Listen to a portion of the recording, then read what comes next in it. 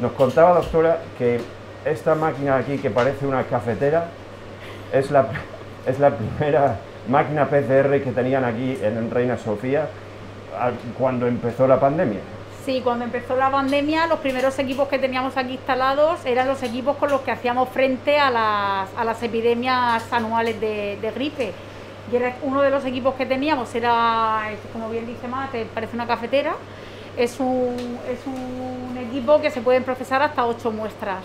8 nada más. Hasta 8 muestras. Y luego teníamos otro equipo pequeño, que es este de aquí, que se pueden procesar un máximo de 4. De 4, o sea, antes de empezar la pandemia realmente tenían una capacidad máxima de hacer de 12 PCR muestras. de 12 muestras nada más. Sí, son equipos de PCR rápida que tardan, el que menos tardaba 40 minutos y el otro un poco más de una hora. O sea, como mucho antes, podían hacer 12 muestras cada 2 horas, digamos. Sí, más o menos.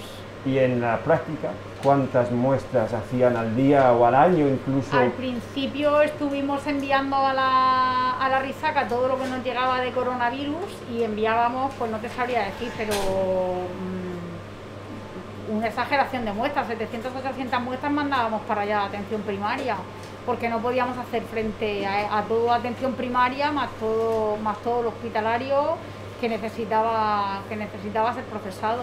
Y al año, me ha contado antes, con la gripe, con las PCRs que hacían antes, hacían como 600 o 700 al año como mucho, ¿no? Hacíamos como mucho, sí, como mucho en todo el año, hacíamos unas 400, 500 PCRs anuales. Anuales.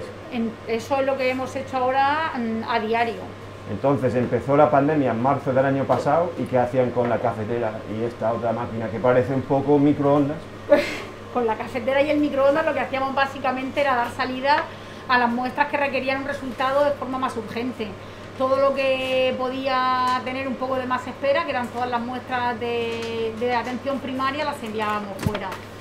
Y nosotros procesábamos únicamente lo hospitalario. De manera que hace la extracción del ácido nucleico y le añade el reactivo necesario para que luego se lleve a cabo la reacción en sí de PCR. Entonces, ese proceso para 94 muestras suele tardar en torno a las 3 horas y media. Esta máquina tiene una capacidad más grande que Tiene una capacidad más grande que la otra, sí. Cuando termina ese periodo de extracción y preparación de la placa de PCR, la placa se pasa a uno de estos equipos que es un termociclador. Y en el termociclador ya es donde tiene lugar la reacción en cadena de la polimerasa propiamente dicha. O sea, lo que es la PCR en sí, lo que es la PCR en sí es aquí en esta máquina que es en esta máquina donde se lleva a cabo, sí. Y los tiempos de procesamiento en las distintas máquinas no son iguales, me ha contado. No, cada máquina tiene unos tiempos de procesamiento. Las máquinas pequeñas que hemos visto antes te hacen la reacción de PCR en 40 minutos o en 2 horas, porque no requieren la extracción de la muestra como requieren los equipos estos de PCR convencional. Entonces, hoy en día, con las 2 máquinas grandes que tienen, las 3 máquinas grandes que tienen aquí y las 2 pequeñas de antes, ¿usan las 2 pequeñas de antes para urgencias? Sí, tenemos los equipos más rápidos, los utilizamos para la puerta de urgencias y para dar salida a todo lo hospitalario, y los equipos de PCR manual, que este es el primero que nos instalaron en septiembre, pero en febrero nos vino otro, y a final de año también nos pusieron un termociclador para poder hacer placas manualmente. Con todo eso le damos salida a la atención primaria y a todas las muestras de los prequirúrgicos. ¿Y hoy en día cuántas PCRs al día están procesando aproximadamente? A día de hoy estaremos procesando en torno a las 400, 500 muestras diarias. O sea, de una capacidad prepandemia de 12 cada 2 o 3 horas, sí, ahora estáis haciendo 400 al día. Sí, fácil. Y en el pico, por ejemplo, de la ola en enero, ¿a cuántas llegaron a hacer al día? En el pico de la ola llegamos a hacer unas 800 muestras diarias. Ajá, o sea, en esta ola, quinta ola de julio 2021, vamos aproximadamente por la mitad de la capacidad más que en menos, enero. Como estábamos en enero, sí. Doctor, una cosa que se comenta bastante en las redes sociales, por ejemplo, es que una PCR podría estar dando positiva por gripe que no por coronavirus. ¿Eso es posible? Eso es totalmente imposible, porque la reacción en cadena de la polimerasa, para poder detectar el coronavirus, emplea unos cebadores que son específicos de ese virus y no los comparte con ningún otro microorganismo. Con lo cual, cuando lo que se amplifica es coronavirus, tenemos la seguridad de que lo que hay es coronavirus, no puede haber otra cosa.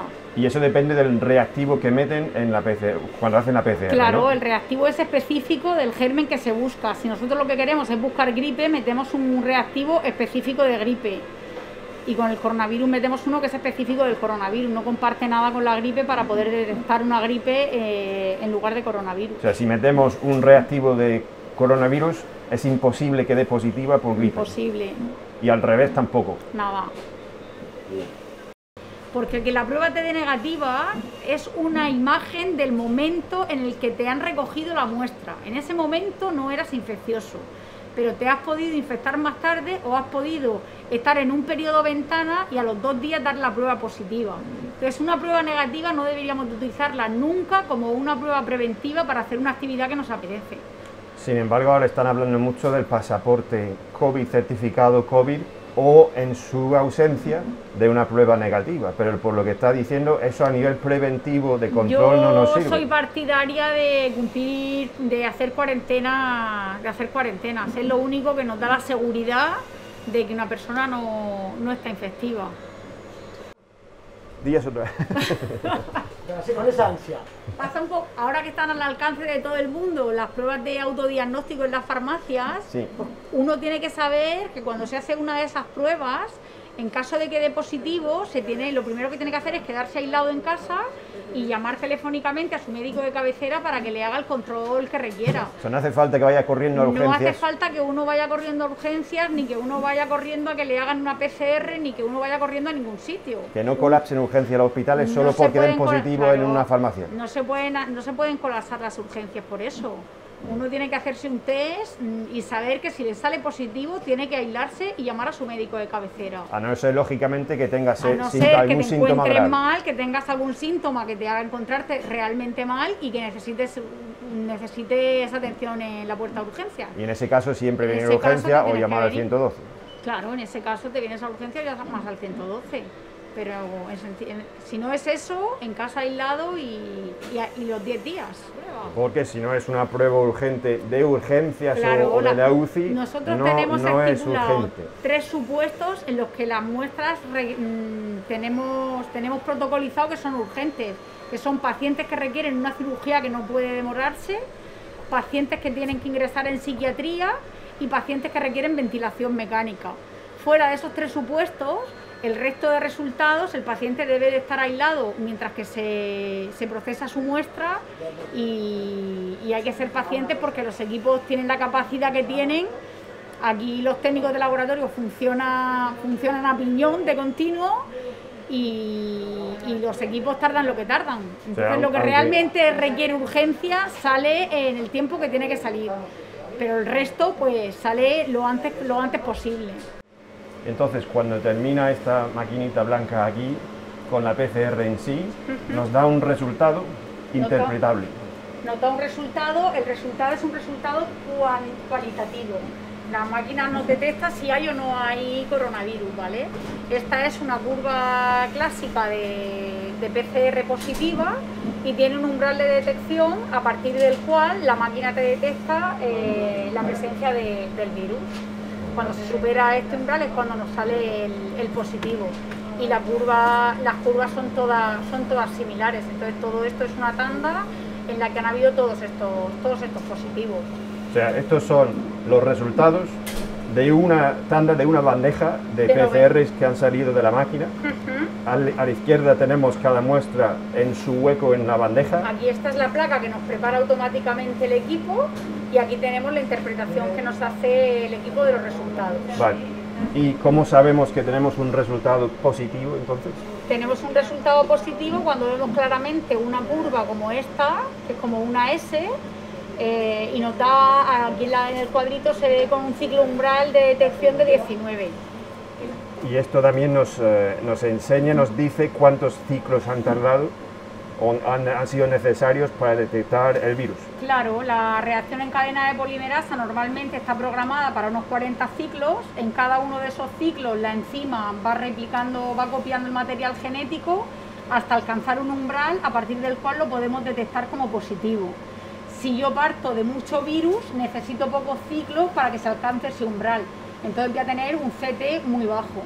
Si tengo poco virus, necesito muchos ciclos para copiar el material genético y alcanzar el umbral necesario para que se detecte como positivo. Entonces tendré un ciclo umbral muy tardío. Entonces, por lo que explicaba de los ciclos en las PCRs, eso nos podría indicar también si el virus se está transmitiendo más o con más carga viral, ¿no?